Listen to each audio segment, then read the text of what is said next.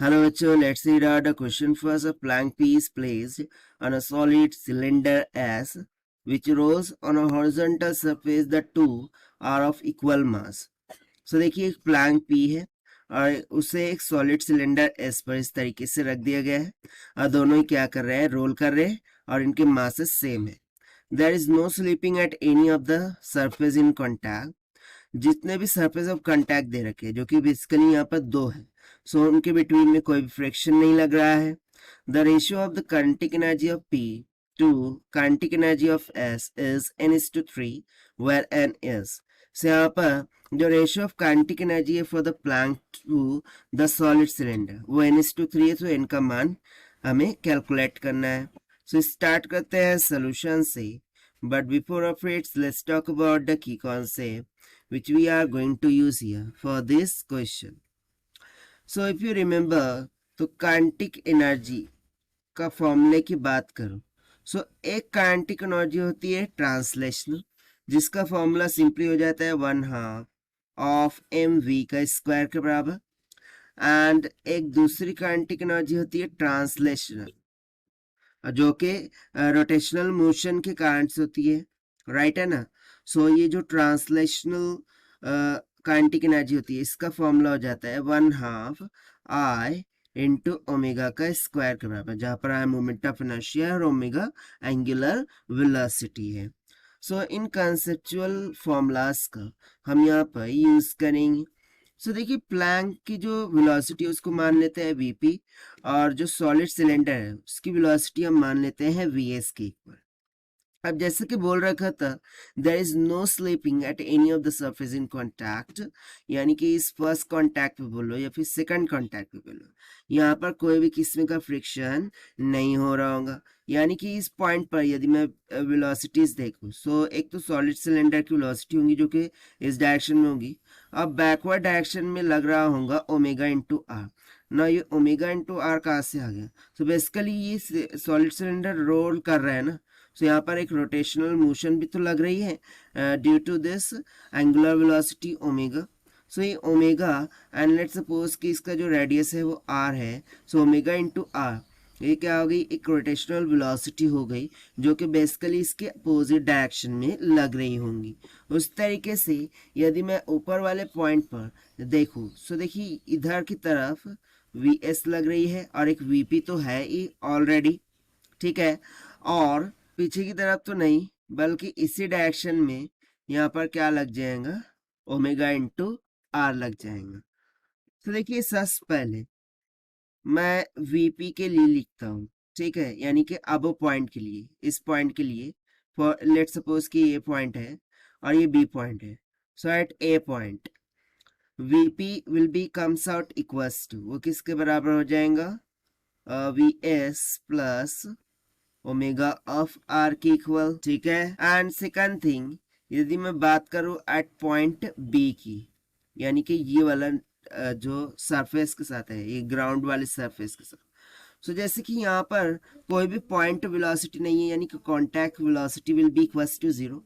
यदि contact velocity will be equals to 0, so यहाँ से V S minus omega R this will be equals to 0 होगा. That means Vs will comes out equals to omega r. Now let's suppose कि ये हमने माना था equation 1 और इसे मान लेते इक्वेशन 2. इक्वेशन 2 को इक्वेशन 1 में सब्स्टिट्यूट करने पर in the place of omega R I can say Vs. So मुझे Vp इज इक्वल्स टू क्या मिल जाएगा, Vs plus Vs that will be equals to twice of Vs. इसे हम मान लेते इक्वेशन नंबर 3. सो देखिए इस इक्वेशन 3 से क्या पता चल रहा है कि जो प्लैंक है उसकी वेलोसिटी सॉलिड सिलेंडर के ट्वाइस ऑफ वेलोसिटी के इक्वल आ रही है. सो ये एक कंसेप्ट हम यहाँ पर यूज करेंगे. सबसे पहले अब हम कैलकुलेट करते हैं यहाँ पर kinetic energy of the plank. So यदि मैं kinetic energy of the plank देखूं, सो वो सिर्फ और सिर्फ इस वेलोसिटी वीपी के कारण से हो रही है, क्योंकि वो रोटेट कर रहा है क्या नहीं, सो उसमें रोटेशनल काइनेटिक एनर्जी होगी नहीं. दैट मीन्स इसकी सिर्फ और सिर्फ एक ट्रांसलेशनल काइनेटिक एनर्जी होगी, that is 1/2 m velocity of the Planck का होल स्क्वायर, ठीक है. अब यहाँ पर वीपी हमने क्या लिख रखा था, 2 twice of Vs सब्स्टिट्यूट कर दीजिए, सो ये हो जाएगा 1/2m, 2 का स्क्वायर हो गया 4 इंटू Vs का स्क्वायर, 2 2 ज़ा 4 will comes out 2m Vs का होल स्क्वायर। सो ये तो आई है हमारे पास kinetic energy of the plank. Now what will be the kinetic energy of solid cylinder. So देखिए सॉलिड सिलेंडर जो है सो बेसिकली रोल भी हो रहा है, सो इसके पास दो काइनेटिक एनर्जी होगी। एक तो हो गई translational, that is 1/2m Vs का होल स्क्वायर, प्लस एक होंगी रोटेशनल काइनेटिक एनर्जी, जो कि हमने यहाँ पर ऑलरेडी आपको कंसेप्ट में लिखकर बता दिया है। सो बेसिकली ये रोटेशनल है, इसको हमने ट्रांसलेशनल लिख दिया था, सो ये रोटेशनल है। सो रोटेशनल कितनी है, 1/2 I इंटू ओमेगा का स्क्वायर के बराबर, ठीक। सो चलिए इसको थोड़ा सिंप्लीफाई करते हैं। सो ये हो जाएगा 1/2m Vs का whole square plus 1/2 times of, now what will be the moment of inertia. So यहाँ पर मोमेंट ऑफ इनर्शिया किसके लिए बात हो रही है, एक सॉलिड सिलेंडर की। सो उसके लिए तो हमें पता है दैट इज mr²/2 होता है moment of inertia for solid cylinder about its axis passing through the centre, right. और जो ओमेगा का मान है वो तो v डिवाइडेड बाय r हो जाएगा। सो यहाँ पर वेलोसिटी किसकी है, सॉलिड सिलेंडर, इसलिए Vs का स्क्वायर डिवाइडेड बाय r का स्क्वायर हो जाएगा, क्योंकि ओमेगा का स्क्वायर दे रखा है। सो r स्क्वायर से r स्क्वायर कैंसल, ठीक, 2 2 ज़ा 4 हो जाए। सो इसको फर्दर सिंप्लीफाई मैं यदि करूँ, सो ये 3Vm Vs का होल स्क्वायर डिवाइडेड बाय 4 के इक्वल आ जाएगा। सो ये आ गई हमारे पास kinetic energy of solid cylinder. But according to question हमें फाइंड करना था इनका रेशियो। सो चलिए हम डिवाइड कर देते हैं।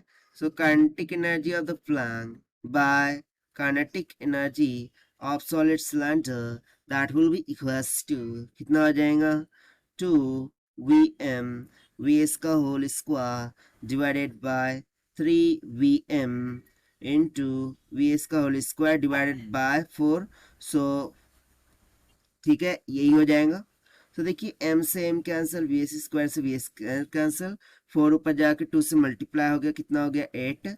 यानी कि यहाँ से हम सिंपली बोल सकते हैं KEP divided by KES, that ratio will comes out to be 8 divided by 3 के इक्वल।